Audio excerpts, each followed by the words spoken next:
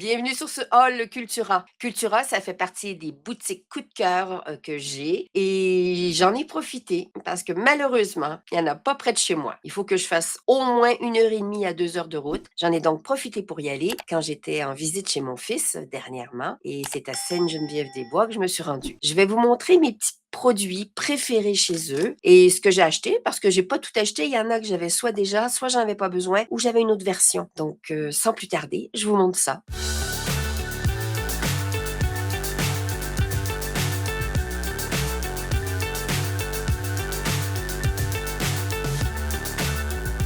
Produit numéro 1, ces mugs. J'ai trouvé qu'ils étaient super parce qu'ils sont pas chers. À 1,99 pièces, ils sont vraiment géniaux. Que vous fassiez de la sublimation parce qu'ils sont faits pour la sublimation ou que vous fassiez éventuellement de l'application de vinyle dessus ou du water slide, j'ai déjà fait une vidéo là-dessus. Je vous mets le lien ici en haut. Vous pouvez utiliser ces types de tasses. C'est vraiment le petit mug standard. Et puis, c'est super facile de faire une boîte adaptée pour pouvoir les offrir. Voilà. Donc, cette petite tasse en blanc, évidemment, c'est classique. C'est parfait pour donc tout ce type de projet. Mon deuxième petit coup de cœur chez Cultura, ça a été la feutrine. Quand j'y suis passée, il y avait une promo. C'était 3 morceaux plus un gratuit. Quand on en achetait trois, voilà, on en avait un gratuit. Moi, j'en ai pris qu'un seul parce que j'ai déjà un bon stock de feutrine. Mais ce que j'ai aimé sur toutes celles-ci, c'est je l'ai trouvée en blanc parce que ça, c'est pas facile. Et c'est qu'elle n'est pas transparente quand on la regarde. Je vois pas au travers, donc, et c'est ça qui me plaisait. En même temps, elle n'était pas trop résistante parce que j'ai des feutrines qui sont très épaisses. Je dois les découper avec ma curio, avec plusieurs passages. Parce que le truc avec la feutrine, c'est qu'il y a beaucoup de résistance dans les fibres quelquefois. Et plus les fibres sont synthétiques, ben, plus ça crée une sorte de barrière où la lame va s'accrocher quand on veut découper. À moins que vous fassiez de la découpe avec vos ciseaux traditionnels. Mais j'ai beaucoup aimé ce produit. Ils ont différents types de feutrines. Et moi, j'ai bien aimé celle-ci, donc, parce qu'elle est un petit peu souple. Ça permettra de faire des petits personnages rembourrés, vous savez, des genres de mini peluches avec la feutrine. Ça, c'est une petite vidéo que je vous promets prochainement. Et je la ferai peut-être avec ma fille parce qu'on va se servir donc de la lame rotative pour faire la découpe. Les tambours à broder. Hé, hé, il y en a des super. Je les ai trouvés pas mal chez Cultura. Je dois toutefois vous dire que je les ai pas trouvés nécessairement au meilleur prix. J'en ai trouvé d'autres sur mon petit voyage que j'ai fait donc en région parisienne. J'en ai trouvé ici de 5 dimensions et ceux-là, je les ai trouvés chez Jiffy. Mais je vous en parlerai dans une autre vidéo prochaine parce que j'ai fait une petite razzia aussi chez Jiffy. J'ai regardé ce qu'on pouvait utiliser en personnalisation, en petit cadeau, vraiment en rangement et tout ça. Mais aujourd'hui, c'est Cultura. Et c'est juste que je voulais vous dire que j'en avais trouvé chez Cultura. Si vraiment vous étiez à court de tambours à broder, pas de problème. Qu'est-ce que je fais avec mes tambours à broder? Ben, vous avez sûrement déjà vu une petite vidéo Halloween. Je vous mets le lien. Cette petite vidéo Halloween, j'ai utilisé justement un tambour à broder et j'ai tendu du cartonnage dont j'ai fait la découpe. C'était pour faire une sorte de toile d'araignée. Il y a plein d'autres idées qui existent pour pouvoir utiliser donc ces tambours-là avec nos machines de découpe ou bien avec du tissu, de la broderie, évidemment, toutes sortes d'idées. Même, je dirais, du papier imprimé avec ma plaque de gel. Ça en fait encore beaucoup de vidéos, ça. Hein. Le flex pailleté. J'ai trouvé du flex pailleté. Alors, Créalia, c'est la marque de Cultura. C'est la sorte de marque générique. Les tarifs étaient pas mal. Je peux pas dire que ce sont les meilleurs tarifs, mais encore là, si c'est une boutique qui est pas loin de chez vous et que vous avez absolument besoin de vinyle, eh ben pourquoi pas. C'est peut-être votre endroit préféré pour en acheter. J'ai plusieurs fournisseurs, moi, où j'achète plutôt par Internet parce que je suis quand même dans une région isolée. Donc, ce vinyle, je l'ai trouvé très, très bien. Il m'a l'air de bonne qualité. Il a l'air assez simple à découper et je pense que c'est une bonne affaire. Le vinyle à motif, je l'ai trouvé sublime. Trouver du vinyle avec du motif sans qu'on ait besoin d'aller l'acheter chez Monsieur Bricolage, Castorama, Leroy Merlin et toutes ces autres enseignes, ou bien même chez Action, où je suis pas certaine de la qualité et puis est-ce que vraiment du motif, mais celui-là, je l'ai trouvé tellement beau. Ce genre de papier à musique, je pense que ça peut faire une superbe décoration. Soit on fait une découpe de lettres et on voit du texte dedans, ça peut faire super beau. Ou bien on peut très bien aussi recouvrir des boîtes pour faire des petites boîtes de rangement. Vraiment très, très classouille. Voilà. Donc, petit coup de cœur pour ce vinyle à motif. J'en ai pas acheté Je vous dis que j'ai vraiment un gros stock de plein de choses. Là, j'ai déjà fait une je suis arrivée avec ma voiture pleine de la région parisienne. J'ai essayé d'être un peu plus sage cette fois-ci. J'ai pris vraiment mes essentiels, mais ça, un jour, je ne sais pas dit que je m'en prenne pas un petit paquet de 2 rouleaux. Quand on me demande mes papiers préférés, je suis toujours Clairefontaine en premier parce que c'est pas cher par rapport à la quantité et à la qualité du produit. J'achète la plupart du temps du blanc et le blanc me permet toujours de l'imprimer, de le personnaliser, de le passer à la plaque de gel aussi si j'ai envie de mettre des couleurs vraiment totalement différentes et que ça fasse beaucoup plus artisanal. Sinon, ben, dans mon imprimante en papier digital. Il existe dans plusieurs poids, plusieurs grammages. Là, je l'ai vu. Moi, mon coup de cœur, de toute façon, c'est 160 grammes. Il n'y a pas à tortillonner. C'est celui-là mon préféré et c'est celui-là que je conseille toujours en premier. À 10,99 pour 250 feuilles. Ça fait un bon rapport. Donc, quand j'ai des erreurs dans ma découpe ou quoi que ce soit, j'ai aucun souci à acheter le papier ou à le recycler. Mais en tout cas, je trouve que c'est un prix tout à fait correct. Donc, ça, c'est vraiment mon premier produit coup de cœur. C'est bien le Clairefontaine DCP 160 grammes. Maintenant, on regarde le Clairefontaine en 100 grammes pour 500 feuilles à 12 euros. Je trouve ça très correct. Du 100 grammes, ça va vous faire un petit peu, ben, je dirais que ça serait parfait si vous voulez faire de la fleur enroulée. Ça permettra d'avoir une certaine tenue de la fleur, mais lui laisser quand même un petit peu cette légèreté. Je conseille normalement du 60 à 80 grammes, vous savez, le papier photocopie, mais ce 100 grammes peut permettre peut-être aussi d'avoir quelque chose d'un petit peu plus solide quand on veut que la fleur se tienne mieux, si elle est plus grande notamment. On peut donc aussi, du coup, ben, soit la peindre, lui passer de l'encre, la passer dans son imprimante et à sa plaque de gel, évidemment en impression acrylique. Il y a aussi le 250 grammes à 8,99 que j'ai trouvé pour 250 feuilles. Je trouve ça tout à fait correct et très, très, très, très sympa aussi. Le 250 grammes est toutefois plus difficile à découper. Il faut s'assurer qu'il soit bien sec quand on le découpe et d'avoir une lame bien affûtée et de faire éventuellement plusieurs passages. Voilà pour mes coups de cœur DCP en teinte blanche. Eh oui, parce que Clairefontaine fait aussi du multicouleur. Donc, j'ai 5 couleurs. La première fois que j'ai acheté ce paquet-là, ben, figurez-vous qu'il était là, il est déjà fini. J'ai fait plein de fleurs géantes la dernière fois avec, une feuille par pétale. Ça s'est vite usé, hein, mon paquet, il m'en reste pratiquement plus. Donc, j'ai refait un petit stock. Je le trouve vraiment super beau. Vraiment. C'est encore le 160 grammes. Vous voyez, il y a une certaine souplesse, mais en même temps, il se tient.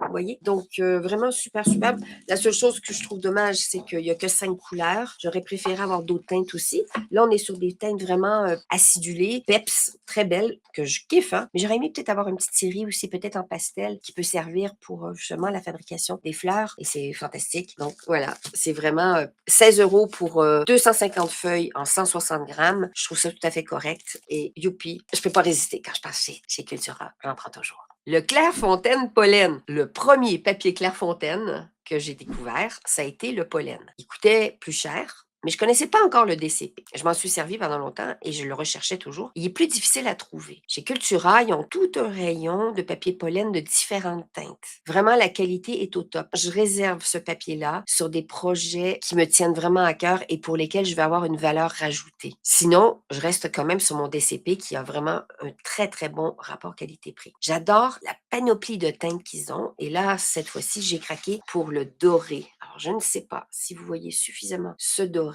C'est pas facile. Peut-être comme ça, voilà.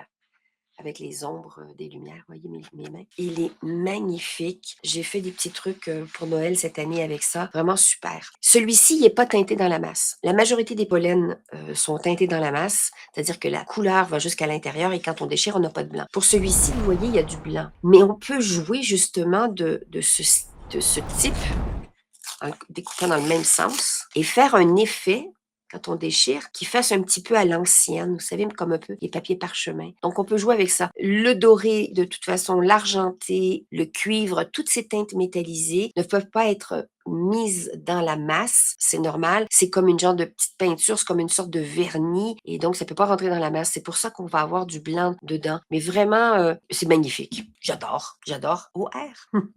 Les autres papiers, bah oui, Cultura, moi quand je vais là, c'est les papiers surtout, puis le rayon, bouquins aussi que je trouve fantastique et donc j'ai j'ai vu ces papiers cartonnage créatifs superbes, vraiment, ils sont magnifiques, j'adore la sobriété, j'adore les teintes très naturelles, hein. Vous avez sûrement remarqué où je suis très monochrome aussi et une fois de temps à autre, je vais mettre des fleurs, mais je suis très, très, couleur papier craft naturel et cetera. Donc celui-là, je le trouve vraiment, vraiment super chez Créalia. C'est encore, du Créalia, donc de la marque, Cultura, leur marque générique. Vraiment super. Le papier cartonné pailleté. Quand on cherche un papier pailleté, la plupart des gens, on va voir chez Action s'ils en ont. Je me méfie toujours un petit peu des pailletés parce que ça use nos lames de machine. Après, si vous avez un cutter, vous n'avez pas de machine de découpe, il y a pas de souci, on peut prendre du papier Action, il sera pas cher et il va nous donner un très, très joli effet. Néanmoins, je trouve que celui-là, il est vraiment pour encore là des projets vraiment quand on veut avoir un niveau, magnifique sur ce qu'on va faire, éventuellement pour un mariage, un anniversaire particulier, les 50 ans de mariage, par exemple, de nos parents ou les 25 ans de mariage de nos parents. Donc je pense qu'on peut aller, sur un papier cartonné comme ça, où le prix est à peu près encore correct. Évidemment, faut être sûr de ses découpes, pas avoir trop de gaspillage, faut pas trop gaspiller, bien sûr et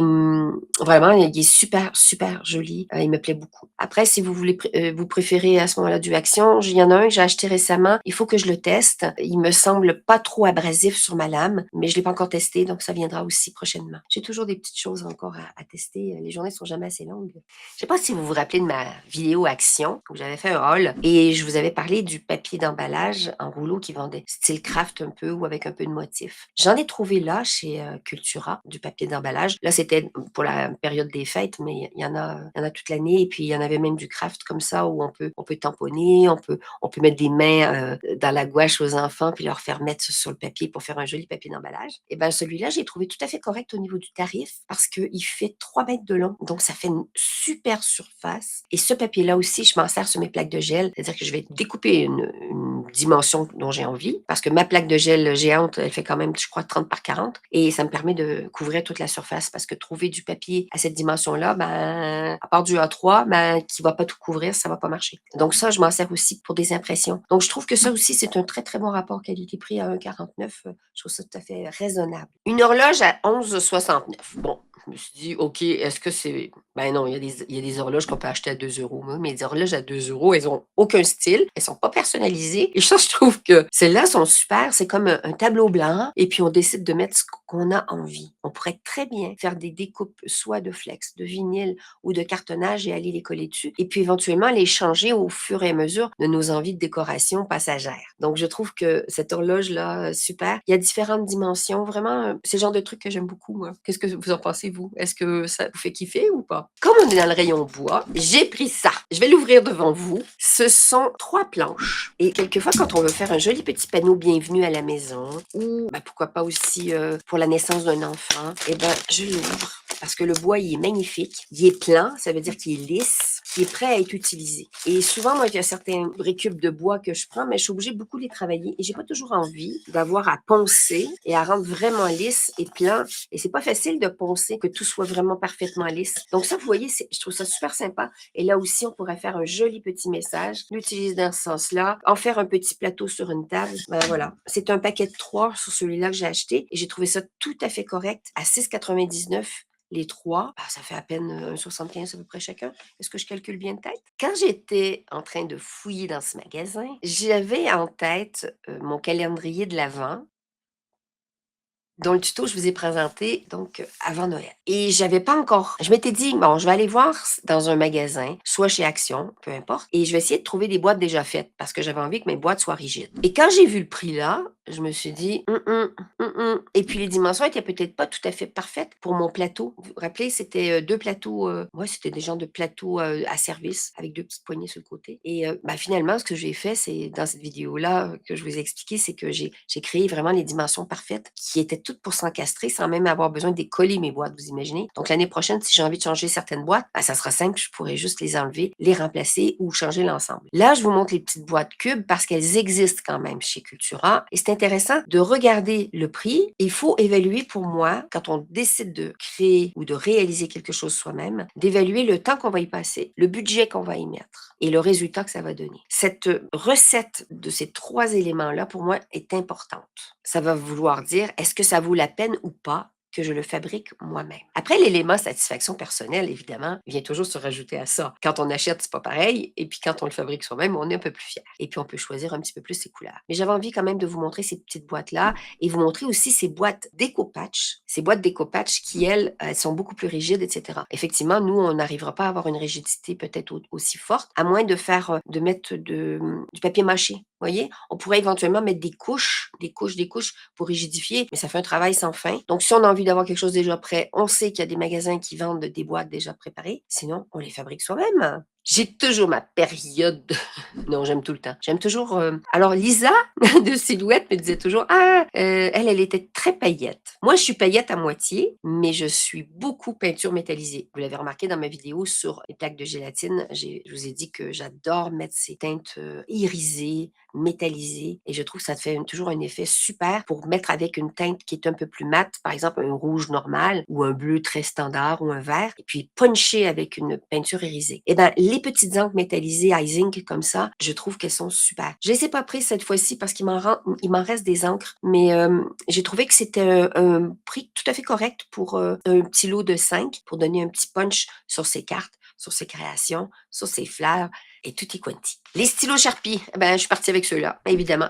Les couleurs métallisées, parce que j'en ai et puis elles commençaient à sécher ou je les ai peut-être trop utilisées. Le format des Sharpies. Pourquoi j'aime les Sharpies? Parce que c'est un stylo feutre qui a une certaine dimension qui est intéressante parce que j'ai pas toujours envie d'utiliser quelque chose à la pointe très très fine et ils ont des couleurs magnifiques. L'encre dure quand même assez longtemps. J'ai toute ma série. Là, je suis en train de vous montrer des teintes, mais j'ai des packs complets de plein de couleurs. Et prochainement, dans les nouveaux produits que Silhouette a annoncés, qui vont sortir, donc à mon avis, ça va être au printemps, c'est le porte-stylo calligraphie, qui existe déjà, qu'on l'appelle le type C de mémoire. Ce porte-stylo va être augmenté d'un autre adaptateur, d'un quatrième adaptateur. C'est-à-dire qu'on avait le small, le medium, le large, et maintenant, on va avoir l'extra large qui va permettre d'accueillir les stylos Sharpie. Donc, il est orange, le petit embout. Donc, gardez l'œil ouvert sur la sortie de ce nouvel accessoire, mais là, vous pourrez à ce moment-là utiliser les Sharpies. Vraiment, Sharpie, Sharpie, Sharpie. J'adore!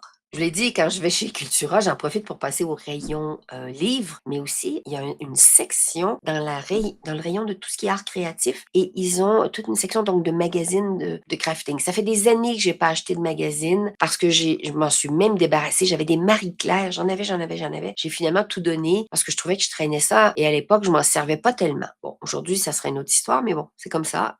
Des fois, il faut faire un petit peu de ménage et puis faire circuler notre abondance vers autrui. Et je vous parle de ce petit rayon parce que c'est toujours une petite pause obligée, à mon avis, pour aller s'inspirer. Vous n'avez pas nécessairement besoin d'acheter le magazine. Celui que je vous montre, c'est celui qui m'a tapé dans l'œil, mais je ne l'ai pas acheté. Mais il m'a quand même permis de me dire, ah tiens, on pourrait faire quand même un petit projet sympa, par exemple avec une licorne et avec vous voyez, toute sa crinière, avec des languettes de papier comme ça. C'est super joli. Donc, ça, c'est mon petit péché mignon quand je passe donc chez Cultura. Et puis aussi, je vais fouiner dans les livres et puis j'en profite pour acheter des livres à mes petits-fils.